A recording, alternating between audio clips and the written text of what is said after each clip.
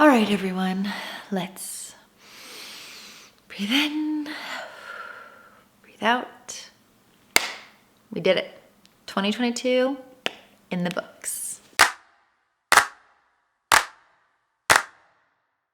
Hi everyone, welcome and welcome back. I'm Megan Jacquier, the life coach behind the Jackfruit Life, where I take you behind the scenes on how a life coach does life. Could I have said life any more times? Anyway, today we are talking New Year's resolutions, and I can't even begin to think of the new year, honestly.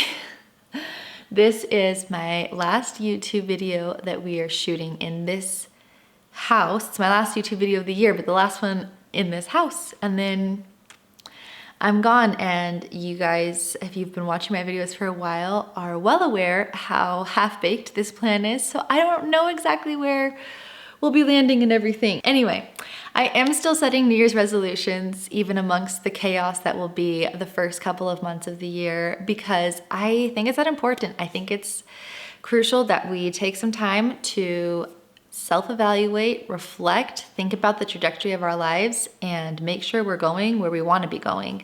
So even though I know for the first couple of months I'll be all over the place and things will be in and out, I'm still going to set some goals and just give myself grace, as I encourage all of you to do, honestly. When we're talking about working towards our goals, it's not 0 or 100. It's increments of progress over time. So knowing that things are going to be a little bit crazy, I'm not expecting to be 100% on my New Year's resolutions, but I can still set them and I can still work on them and I can still look back on them through the year and make sure I'm making some of the progress that I set out to. Anyway, I'm getting ahead of myself. If you want to follow along with the crazy journey that I'm on, please make sure that you are subscribed, follow me over on Insta, do all the things. But for now, let's get into talking about New Year's resolutions. The practice of New Year's resolutions actually started like 4,000 years ago. The Babylonians used to try to change their behavior at the beginning of the year in hopes that they could gain favor with the gods. Now, we're not trying to get anyone else's favor, we're just working on things for ourselves, but that's really even a better reason to make a New Year's resolution. People either really tend to love or hate New Year's resolutions. Whichever side of the camp you fall on, I think you should set them. They can really help you just define and set your intention. Even if you make no progress towards your goal, you're at least taking that time to establish what it would be that you'd be wanting to work toward, if that makes sense. They can also just help to like raise the positive vibes in your life by making you inherently more hopeful and engaged and focused on what you want. And New Year's resolutions actually build off the fresh start effect. The fresh start effect is the idea that when we have a clean slate, it's actually easier for us to make effect. So a lot of times people will say, diet starts Monday. We like to assign these really completely arbitrary dates more significance and meaning and use that as our fresh start. But the idea of a fresh start does really help. It allows us to clear the slate and forgive ourselves of any past, perceived failures or limitations that we might believe that we have. So let's go ahead and get to it with my 3 tips that will help you set New Year's resolutions that will actually stick. My first tip for you on making New Year's resolutions is to actually make time to make resolutions. Don't just be like hanging out at your New Year's Eve party and someone asks you what your resolution is and you blurt out the first thing that comes to mind. Now, on one hand, that might help you dive a little bit more into your self-conscious of what's going on. On the other hand, it's not going to set you up for success. So actually take time to sit down, think through what it is that you do want. What trajectory are you on? What are you happiest with in your life? What are you not happiest with in your life? Really, what you want to be doing is evaluate the areas where you feel a lack, you feel an insufficiency, you feel dissatisfied, and figure out what you need to do to address it. Don't just set an arbitrary goal that doesn't really matter. I remember growing up for like 4 years in a row, I set the goal to learn how to make chocolate chip cookies. I didn't care about learning to make chocolate chip cookies. My mom made great chocolate chip cookies. There was no reason for me to make chocolate chip cookies. And so every year I didn't do that at all. Now I make chocolate chip cookies all the time, and I remember the first time I made them, I was like, this was a goal? First of all, it's way too simple. A better goal would have been to learn how to make something that I'm excited about in the kitchen, to learn how to nourish myself more, to something along those lines. But instead, for 4 years in a row, I didn't learn how to make chocolate chip cookies. I didn't have the buy-in, right? I didn't know or really stop to evaluate why I was making that my goal, and then figure out, number one, how I could actually get it done, and number two, why I wasn't doing it already. So that leads us straight into tip number 2, which is to make a plan. Do not just set a goal and walk away. These are not set it and forget it, right? Like, if we are actually going to be making progress in our lives, we've actually got to take action steps. We need to make movement. We can't just throw it out into the ether that this is something we want to do and expect it to land in our laps. I remember in church one Sunday, a girl was teaching the lesson, and she said, you know, I ask my Heavenly Father for things, and then I sit there in my room and I say to him, like, well, where is it? Where is it? You've got to go make things happen. You've got to not only make your resolution, but then make a plan for it. Figure out what are going to be some barriers I might have to overcome. What's going to keep me from achieving this goal? But also, what are some things I can put in place that support me in reaching this goal? What are some stepping stones I can do? Give yourself flexibility with kind of like a maximum effort and a minimum effort of what you're expecting with yourself. And then, like I said, give yourself grace, especially if you're giving yourself like a daily goal or something like that. There are gonna be days that you're too busy, or you're too sick, or you're too tired, or just too. We all know that happens. So recognize that and give yourselves the grace to have a day off also. Taking a day off doesn't mean your whole goal is ruined, that your whole streak is ruined. Start again the next day. Start again when you feel ready.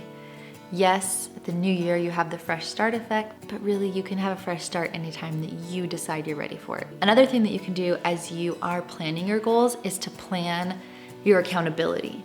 Are you going to have a weekly self-evaluation of how you're doing? Do you want to set up with a friend an accountability check-in between the two of you? Do you want to just use like a habit tracker or something like that to just mark off what you're doing and when, and making sure that you're making progress on all the goals?